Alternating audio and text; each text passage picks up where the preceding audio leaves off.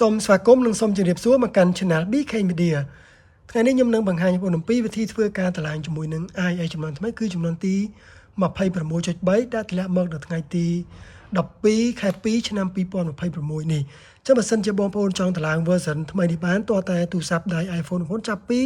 iPhone 11ឡើងទៅបើសិនជាបងប្អូនមានស៊េរីក្រោមនោះគឺមិនអាចតឡើង version នេះបានទេចឹងដើម្បីតឡើងកម្មវិធីនេះគឺមិនមានបាត់បង់កម្មវិធីឬឯកសារអ្វីផ្សេងទេបានន័យថាយើងតម្លើងទៅជាមួយនឹង OS ចំនួនថ្មីដើម្បីជួសជុលជាមួយនឹងកម្រិតបច្ចេកទេសក៏ដូចជាតម្លើងជាមួយនឹងប្រព័ន្ធសុវត្ថិភាពផ្សេងៗបាទ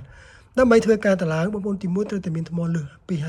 50% ទី2បងប្អូនត្រូវតែមានអ៊ីនធឺណិត 3G 4G ឬក៏បាន Wi-Fi កាន់តែល្អបាទដើម្បីធ្វើការ download លឿន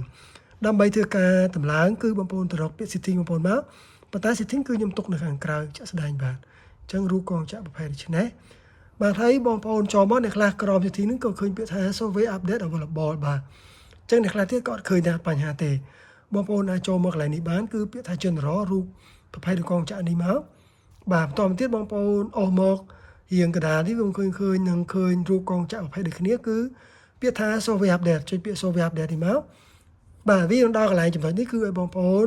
ធ្វើការ update បាទអញ្ចឹងចំនួន capacity វាអាចតូចធំអាស្រ័យទៅលើប្រភេទទូរស័ព្ទបងប្អូនអាចiPhone 17 16ឬក៏15ឬក៏ iPhone ផ្សេងទៀតគឺវាមាន capacity G ខុសគ្នាបាទអញ្ចឹងដើម្បីធ្វើការតឡើងកន្លែងនេះគឺមាន2ទី1បើសិនជាបងប្អូនចុចពាក្យ update now បានន័យថាបងប្អូន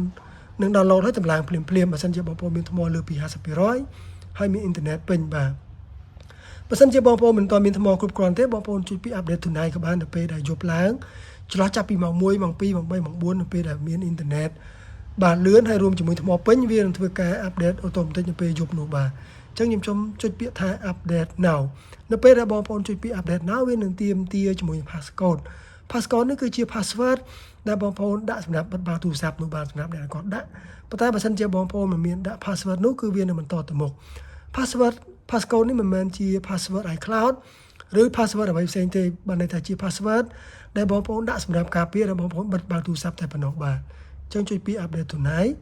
បាទនេះវានឹងទាមទារជាមួយ enter your passcode គឺជា password បងប្អូនអ្នកខ្លះគាត់ដាក់6ខ្ទង់អ្នកខ្លះក៏ដាក់4ខ្ទង់ទៅបាទអញ្ចឹងបងប្អូនវាយបន្តទៅដើម្បីបន្តទៅមុខបាទខ្ញុំសូមវាយ passcode របស់ខ្ញុំបាទនៅពេលដែល passcode ត្រូវវានឹងធ្វើការ update request ទៅកាន់ server របស់ iPhone ដើម្បីទាញយក iOS បាទ26.3 ដើម្បីបញ្ចូលជាមួយទូរស័ព្ទនេះបន្ទាប់វា download ពេញហើយវានឹងធ្វើការ boot up បាទឬក៏ពេលខ្លះវាចុចទៅវានឹងចេញឲ្យយើងចុចផ្ទាំង agreement ដើម្បីបន្តទៅមុខផ្សេងៗបាទអញ្ចឹងយើងគ្រាន់តែធ្វើតាមចំណុចគេ1ឬ2ទៅបងប្អូននឹងបានទូរស័ព្ទនេះគឺ restart boot up platform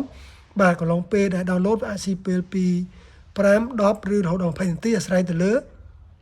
អ៊ីនធឺណិតបងយឺតលឿនបាទអញ្ចឹងដល់ពេលដែលវា boot up ក៏វាអាចស៊ីពេលពី5ដល់10នាទីដែរដើម្បីធ្វើការ install OS ថ្មីបាទអញ្ចឹងគឺ IA ចំនួនទី26.3នេះបាទអញ្ចឹងការបង្ហាញរបស់ខ្ញុំគឺមានតែប៉ុណ្ណឹង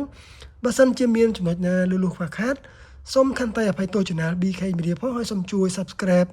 Channel BK Media ផងសម្រាប់បងប្អូនណាដែលគាត់មិនទាន់បានជួយ Subscribe បាទហើយសូមជួយ Share វីដេអូអំពីវិធីធ្វើការតឡើង iOS ទៅកាន់ពួកម៉ាក់ឬក៏អ្នកស្គាល់គាត់ចិត្តតឡើងអ្នកនរគ្នាផងបាទជាចុងក្រោយសូមជម្រាបលាបងប្អូន